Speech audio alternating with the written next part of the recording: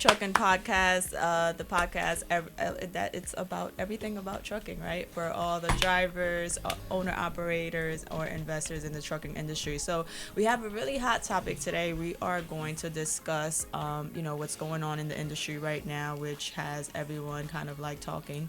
And we're discussing, the accident in Florida, fatal accident in Florida, ELP. EOP. That stands for English Language Proficiency. yes. And welcome back, Melissa. Thank you. Melissa was gone. She was on vacation, having a good time. Yes, ma'am. And we have our panelists. We have a full table today. I'm going to start to my left. We have Justin. Justin, welcome back. Thanks for having me. We have Q. This is his first time here. He drives. He has experience driving. Nice to meet everybody. Welcome. And we have, I forgot Richie. your name. Richie. I'm sorry, Richie.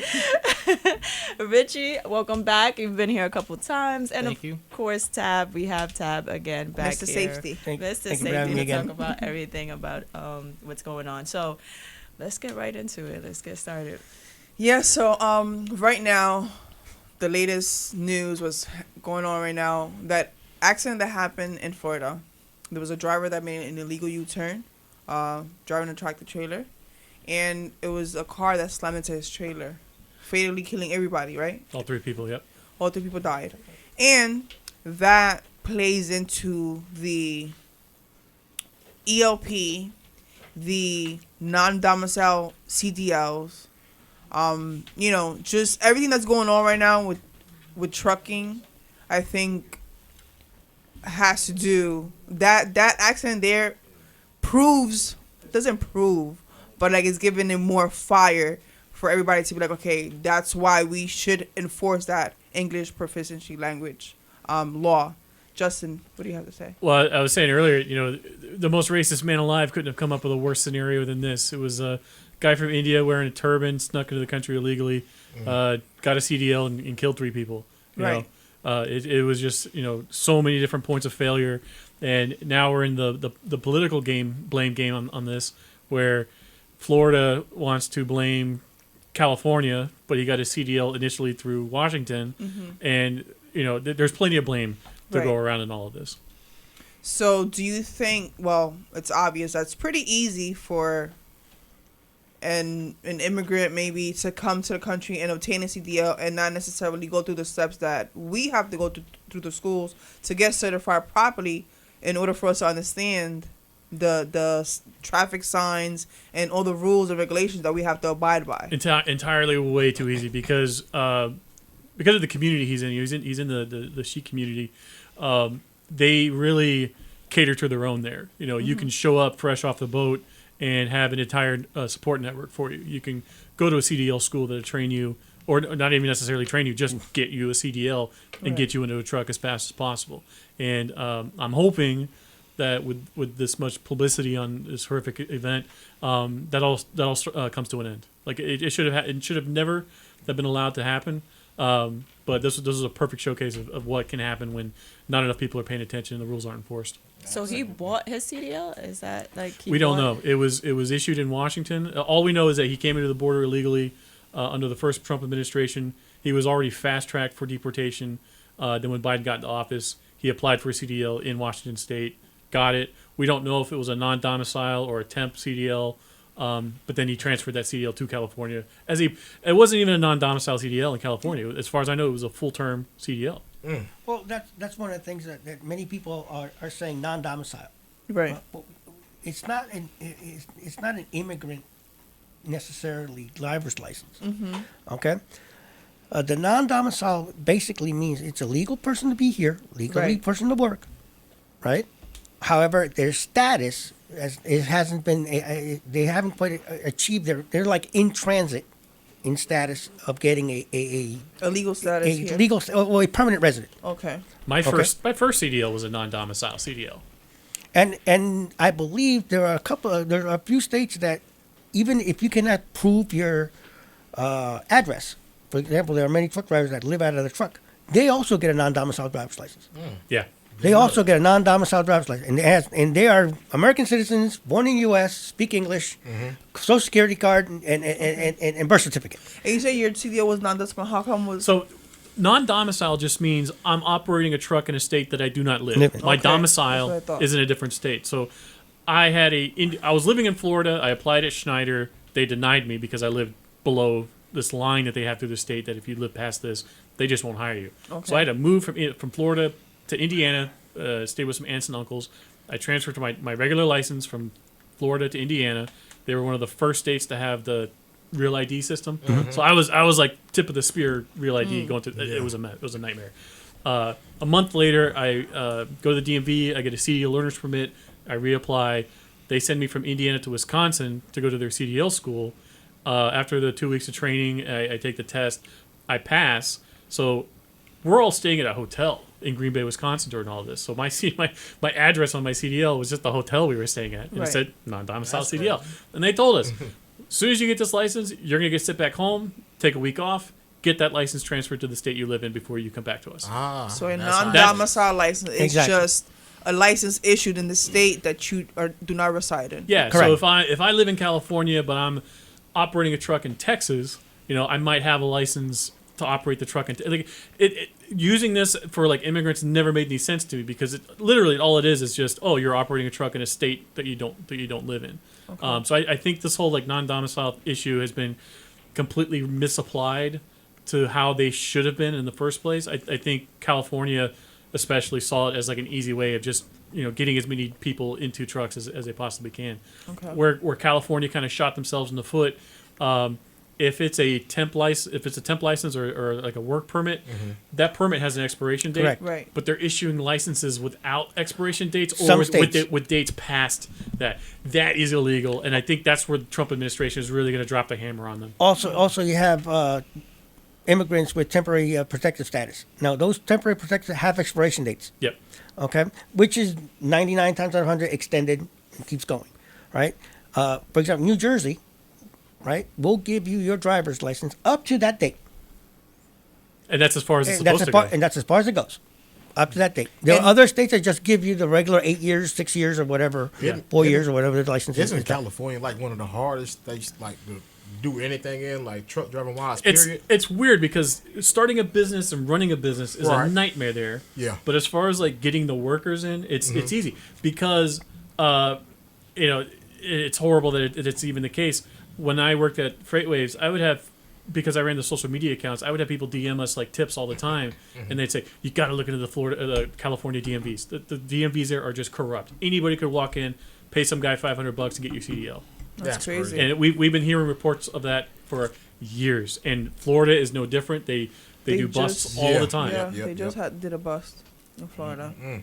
I know where I'm from, South Carolina, man, they was doing the same thing. So I feel like it's everywhere. You get what I'm saying? Yeah, It's yeah. everywhere. It's just like I feel like so much of the people at top, in the whatever administration, whether it's Yeah. Trump, Biden, Clinton, you name it, the greatest trick the supply chain ever pulled was convincing people it doesn't exist. Right. As long as the trucks arrive and your stuff's on it, mostly nobody really cares. Nobody anyway. cares. But You're it's still getting your product. But the man. fact that anything arrives anywhere Illegally without is getting, crazy. completely busted into is a miracle. Yeah. And I don't think enough people have worked in the supply chain to really understand just what an absolute clown show it is. Right. So now they suspended or they stopped completely issuing visas for. Work visas. They visas suspend for it. This truck just drivers. happened, right? They paused No, it. They they haven't. paused it. Yeah. So my thinking on this is that turnover in trucking is horrendous, no matter what company you're working for. And so it all depends on how long this pause goes for. If they pause it for a month, no impact whatsoever. But if they pause this for 6 months to 2 years or till the end of Trump's term, that's gonna like just completely bankrupt so many companies because nobody. I don't care what company you work for, nobody can keep their drivers right now because Right. there's just too many drivers out there and the pay is low. Right. So even if you got a guy here illegally or you're working for you because he's your cousin or whatever, that guy wants out of the truck as soon as humanly possible. And with this visa pause, when that guy's gone, you got no one else to replace him. And if you got no one to put in that truck, you're out of business. You got no one to replace them for a low pay because real truck drivers, they want to get paid correctly. like Yeah. a decent Yeah. price. So is it an opportunity for American drivers to? Well, secure better it's a work? domino effect, because if the trucking companies have to pay their drivers a bigger wage, that means they're going to have to charge more.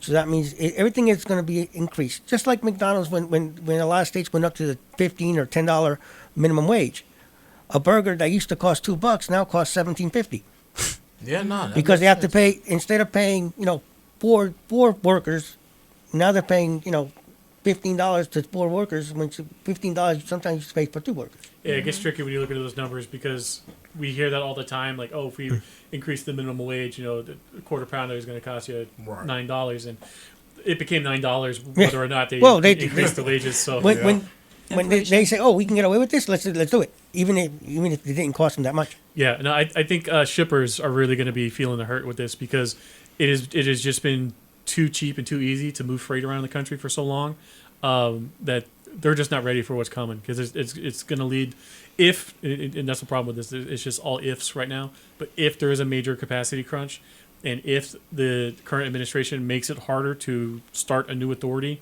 which is what's supposed to start happening post October, we're in for a world of hurt. And by we, I mean shippers.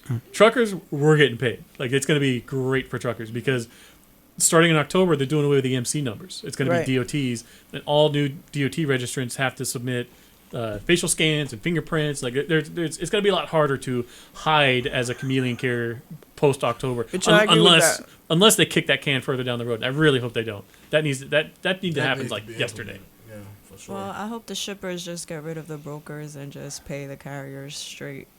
yeah. Yeah, if they want to save money, that's the money saver right there. No, Like, they use cut the middleman. brokers to save money because it's the broker comes to the shipper and says, I can move your freight for X number of dollars. And the shipper goes, all right.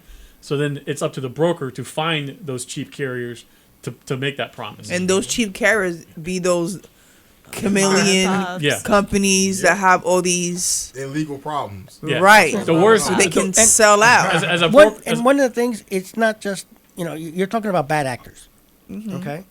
However, there's a little problem that compounds this, which is the lack of knowledge. You have a lot of good people opening trucking companies that have lack of knowledge, right? And they get into trouble sometimes even faster than the bad actors. 'Cause You the are bad correct. the bad actors will know how to avoid a lot of the things. we saw that in the restaurant industry during COVID. Everyone was ordering out, so everybody started opening up restaurants. Well, that's fine if you're Gordon Ramsay and you've been in the industry your entire life and you know what you're doing. But there was a quote from a tweet I read years ago, and I love it. It is impossible to compete against somebody who doesn't know what the hell they're doing. And we see that in trucking right now. You have companies that have been around for decades that are going bankrupt because their competition are people and companies that can underbid them like we've never seen. So there's a lot of really good trucking companies that are going bankrupt, and the bad carriers, the shady carriers, are sticking around because they don't care. If they get caught, whatever, I shut it down, I slap a new DOT on or MC on the side, and I keep rolling. I've seen Hey, just, a I lot got of big I got a companies question for you shutting real down. quick. What role does the American Trucking Association play into all this? Ugh. I think up until 2016, they were a big culprit in flooding the industry with people who had zero business being in there in the first place. I started in 2007, so at the time it was global war on terrorism vets. They want anybody that served overseas and had access to the GI Bill. They were shoving guys into the truck as fast as possible. Problem is, 99% of those guys quit after a year. So then the next pull was, all right, we'll just import drivers from overseas. Well, eventually you run out of other countries' truck drivers. So then it was, we'll just go for refugees. Well, okay, we don't have enough conflicts overseas to get enough refugees. And now, I don't know if we can swear on this. Can we? Can we swear? Can we hear? Let's not just in case. Right. I kid you not. can. Their next target is orphans. They're going to orphanages and saying, "Hey, young man, I know you're traumatized and beaten throughout the system People your who entire live in life. foster care. How would you like to sit in a box for 24 hours a day for That's months on a crazy. time, no access Yeah. to your friends or family, and oh, by the way, you're responsible for millions of dollars of freight and 80,000 pounds, and you're They're going to go to looking jail for troubled life if you kids. kill They're anybody." looking for Right. kids who grew up in foster care. Yep.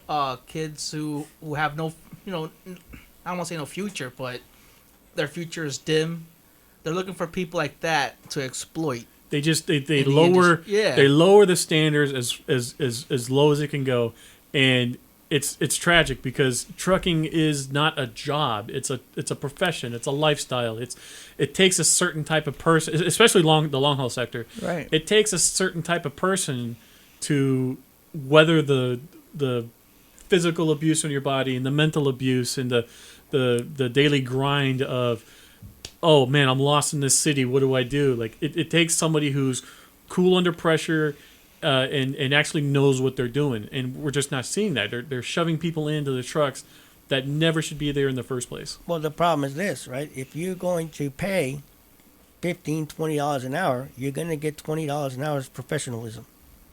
And And but it's not the same thing. The professional that charges $50, $60 an hour that knows what they're doing needs 4 or 5 people that don't know what they're doing to do the exact same job. Exactly, but they can only offer that low Exactly. wage because there are guys out there that will accept that rate. And the states are at fault for this too. Texas is a really good example. So if you're unemployed in Texas and you're trying to collect unemployment benefits there, you have to prove to the state that you're going through some kind of remedial training or actively applying at jobs. And for years, they would just tell people at the office, "Oh, well, there's a truck driver shortage. Go get a CDL." Oh, even to this day, to this day, they do Yeah, it. they'll tell a friend of mine interviewed this guy who worked at the Texas unemployment office, and he's like, we had a woman in our office. She was a single black mother of like 7 kids, trying to get into trucking school, and he's like, "Ma'am, you need to be home. Like you don't know what this job entails. Right. You're going to be away from home. You're going to need a babysitter for months while you're and this woman had no idea what she was getting herself into. That's crazy. She was about to sign the dotted line on You know on why CDL too? school. Because of social media. Social media has glamorized Yes, being it a has. truck driver, being an entrepreneur. You can make all this money, but they don't show The dark side. the of it. dark side of Yeah, it. all trucking hustlers should face the wall. Like I am so sick and tired of these trucking gurus that have lied to people. I'm blanking on her name. 100%. It's like you a prisoner of the highway, man. Yeah, I'm blanking on her name, but sure. there was this one woman who was like infamous. Like she has a huge social media following, just bragging about $1 million this trucks. You that, can that. make $100,000 a day. Yeah, and she goes on this big podcast and just runs her mouth. Oh, And man. the beautiful thing about YouTube now is there are channels that look for that kind of content to debunk and just roast. And she's in a world of hurt right now because there's lawsuits and she owes everybody money, and the mansion that she had featured in all her Instagram videos was a man. rental. Don't believe Don't the You, hype. you cannot do not ever lie to the internet. Right. You can lie to people. You can cheat on a drug test. You can cheat on your can't taxes. fool this, Do yeah. not lie to the internet because Yeah. they will find out and they will roast you for it. Right. I agree 100%. I think that's one of the main reasons why the trucking industry is the way it is. Like, and the internet has glamorized it. They don't show the dirty. They don't show the grind. They don't show the bad part. They just show stacks of money, and everybody want to be a trucker because I can become a millionaire. Well, But no, like- sir. I'm No, sorry. sir. I'm sorry. Go ahead. I was about to say, like, be honest with y'all, the two, like, from me coming from like the hood, nothing kind of sorta, this was like an escape. You get what I'm saying? Like the truck drive. So all my uncles, it was like a generational thing to kind of like get yourself some money so where you need to be at. You know what I'm You saying? could make yourself So- some good money, Oh, but it's yeah. gonna take a lot of It's gonna take a sacrifice. lot of It's not as sacrifice. easy as Yeah, the and I wasn't- internet makes yeah, it seem. I wasn't told about the bad part about it. You know what I'm saying? Like I've always called the CDL a golden ticket. the You will- golden ticket out you- the hood, man. yeah, That's your one way flight to get on You'll have through. a job. It won't be a glamorous job, but it's a job. And Yeah. if you can do the job for a year, At 2 least. minimum, without And be smart with your money. you will be hired anywhere. You can get a job at Walmart making I tell young guys now, 22, 23, work at Walmart. They have Mm-hmm. Yeah. they have an excellent associate to driver program. So you're working at Walmart stock and shelves making 18, 19 an hour. Mm-hmm. Apply for their program to get in the trucks there. They will put you through their own CDL training school to their standards, and your first year at Walmart driving a truck, you'll be making $115,000. Yep. Yep. And see me, I'm always And you'll be on- properly trained. Yeah, I think it's a stepping stone for me. You know what I'm saying? Like Yeah. truck driving was a stepping stone. Like you can, I always encourage everybody, man, to like kind of like be an entrepreneur. Go do your own thing. You feel me? If you wanna be a truck driver, yeah, you can be a truck driver, but man, own the company. But Well, one thing is don't- being not- one thing don't is do being it. a Don't do truck it at the driver. start. Don't do it at the start. One Yeah. thing is being a truck driver, right? Uh huh. And another thing is being an entrepreneur of a trucking company. Correct. There's a lot of responsibility that Yeah. comes with owning a company. It's not just driving it Yeah, or for sure. hiring a Yeah. driver. Like there's other things that play into that, and people like don't really understand and don't know what it really Yep. takes. But that's why I think those who started actually in the truck will have more respect for the drivers and everything. You know what I'm Right, saying? Like right. the bosses or whoever. But that's the thing too. Like no one is really teaching anything that it's They just the lying. correct way Well, to do it. Like yeah. no one knows about safety. You Yeah, know, at all. we Sure. just Part of it too is that talking about there's no one way of doing it. Like there's Mm-hmm. so many different niches and things happening in trucking. right, and then So you it's could go to very dry van, you could go versatile. to reefer, you could go, haul containers. But if you're coming from a family of, truck drivers where it's just Yeah. being passed on generationally, sometimes, they're just getting by. Yeah, You know what I'm nah, saying? for They're not sure. really teaching how to grow this The company ins and outs. into a multi-million-dollar company. It's Mm-hmm. just like mom and pops, and it always stays in that category because no one knows how to grow it or do it the right way so that the income makes sense. You don't know how to survive. Right. And trying to scale a trucking company is like climbing 10 Mount Everest stacked on top of It's it. hard. Anyone could go out and buy a truck and get their authority, but scaling it from 1 to 2 trucks is like Mount Everest. But then scaling from 2 to 5 trucks, it compounds because now you got to pay your drivers, you got to pay your taxes. It all snowballs. So anybody who makes it like past 5-10 years with multiple trucks, they're like top 1% operators. Yeah, no, I agree, but I do feel like the trucking industry did provide a lot of opportunities for especially the minority community. We had a lot of people here that came home after doing years in prison and got a new opportunity. So it's like, yeah, we can say, oh yeah, some people are lowballing, some people are messing up the trucking industry because they don't know what they're doing. But if these people were taught the right way, or, these CDL schools took the time to actually teach some of the stuff that they need to be on the road or be prepared, I feel like that would kind of make things much better. But I don't think that giving the opportunity to some people to, actually grow something or make something of themselves is necessarily a bad thing. A few years ago, ELDT, entry level driver training, started. Okay, I was all for it. I was at CVSA, right? We were trying to push this along, right? And I was all for it until one day they came to one of our committees, and they showed us what was going to be the curriculum, right? In that curriculum, there isn't 2 minutes of regulations. None. Zero. So how are we supposed to tell these drivers what to do and hold them to that standard if we don't teach them the standard? There's no regulation for anyone. Right. I don't So- think anyone. And this day, we have a lot of people that grab their CDLs and call themselves a truck driver. Well, the CDL is actually a tool, right? Correct. It's like I go to Home Depot, I buy myself a hammer, and now I call myself a carpenter.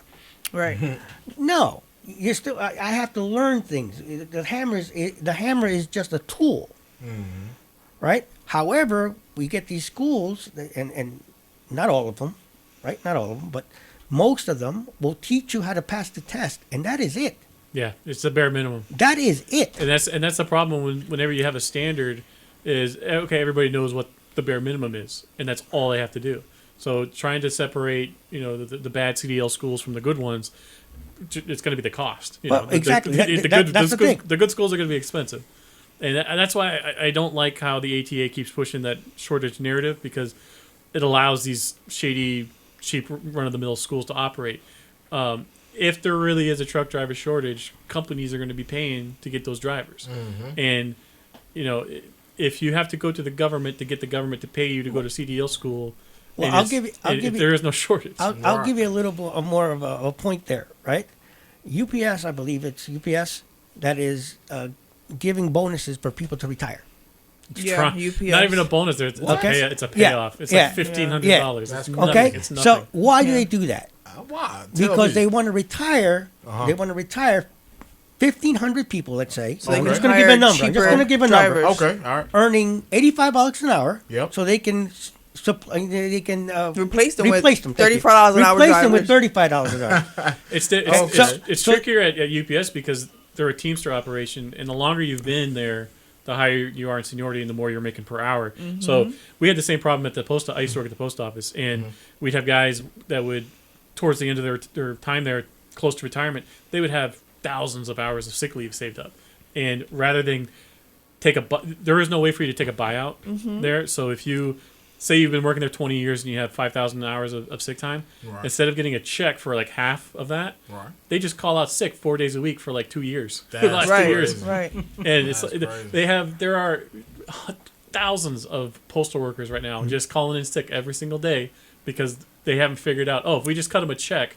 for not all of them, say half of the sick hours that they have saved up, most of those guys will be gone. They don't want to be calling out all the time. They want to kick back and enjoy their retirement. Right. Yeah. Right, And right. it's the same problem UPS is running right now. They're lowballing the hell out of them. And they can only do that because they can get the other. There's no shortage because Yeah. there is no shortage. There are drivers out there. That's why they can get away with that. Yeah. No, UPS really shot themselves in the foot with this new contract because the Teamsters, they were negotiating for that contract right at the peak of like the freight rates during COVID, and they kind of allowed Yellow to go bankrupt during all this because they were just focusing 100% on getting this contract passed. Well, congrats, they got that contract, but then freight volumes crashed, and so they're still getting all the guys at UPS are getting paid for like the freight rates and freight volumes back during COVID years. That's not the case today. So yeah, they're gonna have to do some deep cuts at UPS very soon.